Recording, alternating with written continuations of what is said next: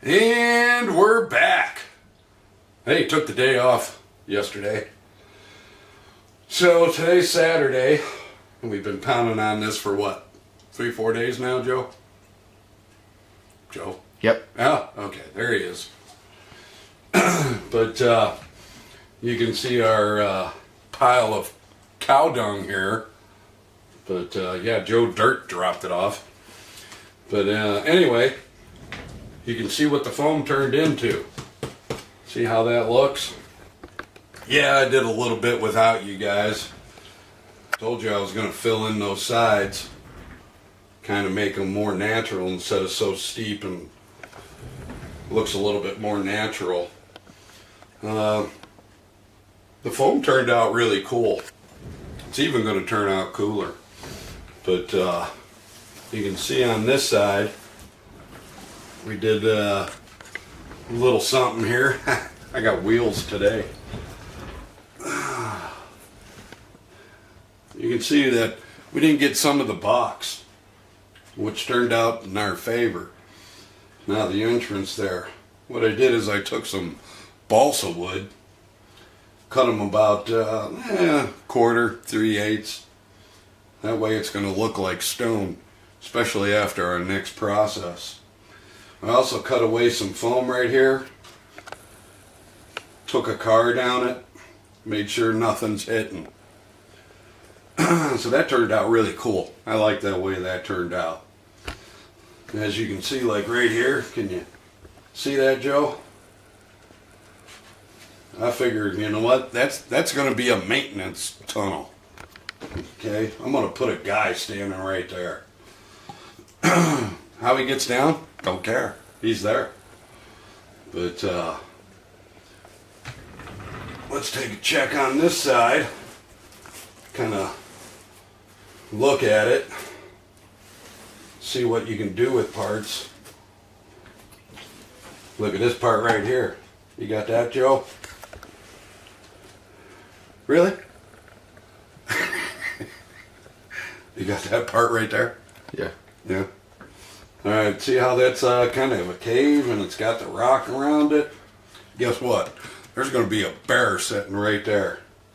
Maybe a couple cubs coming down the hill. Alright, and then if you take a look right here, got another cave of some sort.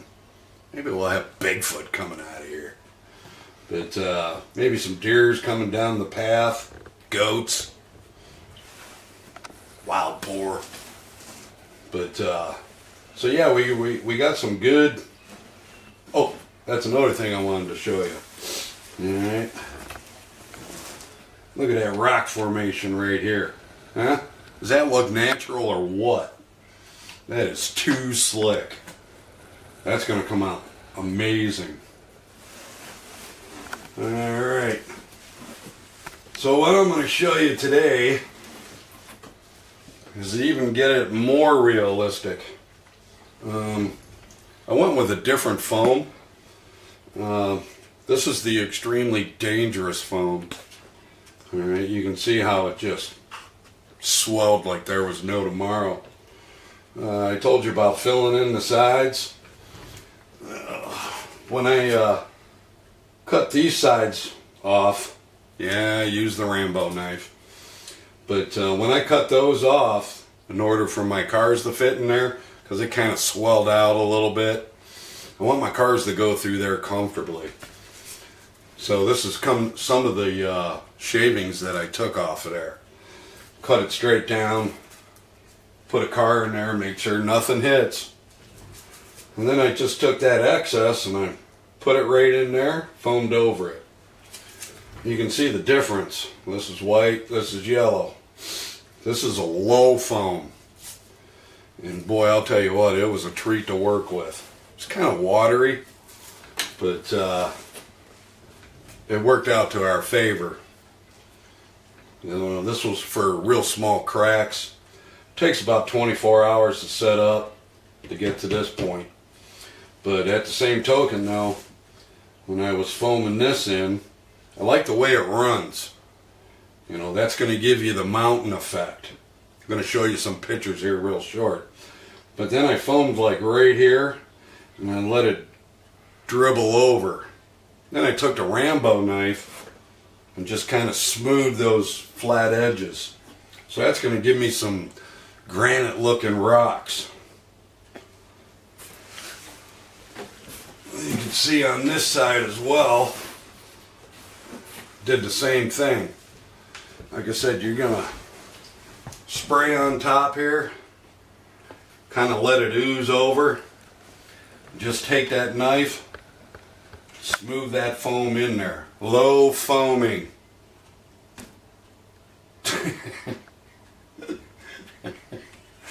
Beaver dam! But high foaming, low foaming. So that worked out to our advantage. Another trick. I don't know if Joe you get to see that or not, but with the low foaming, it's pretty sloppy. And I don't know how many times I said beaver dam, but I got it on my track and everything. So a little tip here, before you do the low foaming, tape up your track, okay? Try to get it in there as far as you can, the tape. Just tape right over it with masking tape. Don't worry about it if you get it on the sides or anything, because that's all going to be covered up. Just make sure it doesn't get on your track. But, alright.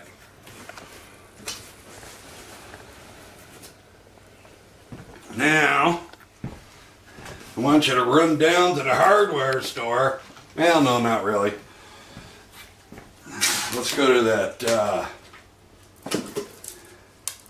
outlet that you got that you get all the goodies from. Home supplies, home building supplies. You messed it up, so now you got to buy it here. Alright, this is the paintbrush I like to use. It's soft.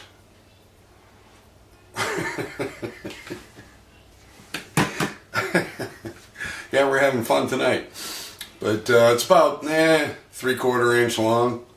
Can you see that? Got a good picture on that, Joe?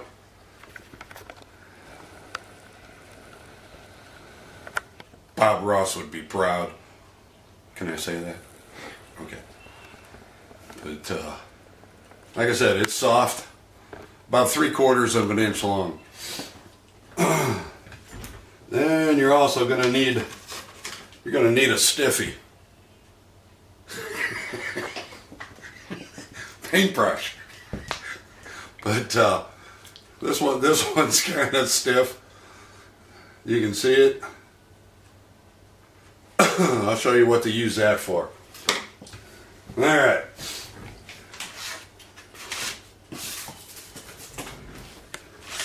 And on the 6th day, he created mountains. Alright, so you're just going to stick it in this goop. And what this goop is nothing more than joint compound. Joint compound, you might want to call it plaster. And what you're going to do, now you're going to blend that bottom mountain into your board. You're going to get rid of that crack down there. You know, you can come on up here. If you don't like what it looks like, you know, you got a crevice here or a hole there and you don't want it, fill it in. Alright, put it on kind of heavy down here, spread it out. But like I said, you're going to blend that into your board.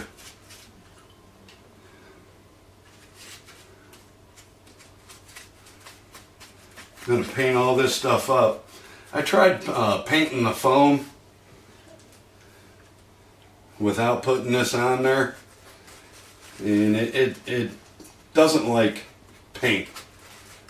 Plus with the joint compound, plaster, whatever you want to call it, it kind of smooths things in. Doesn't make them look so cow dungy, if lack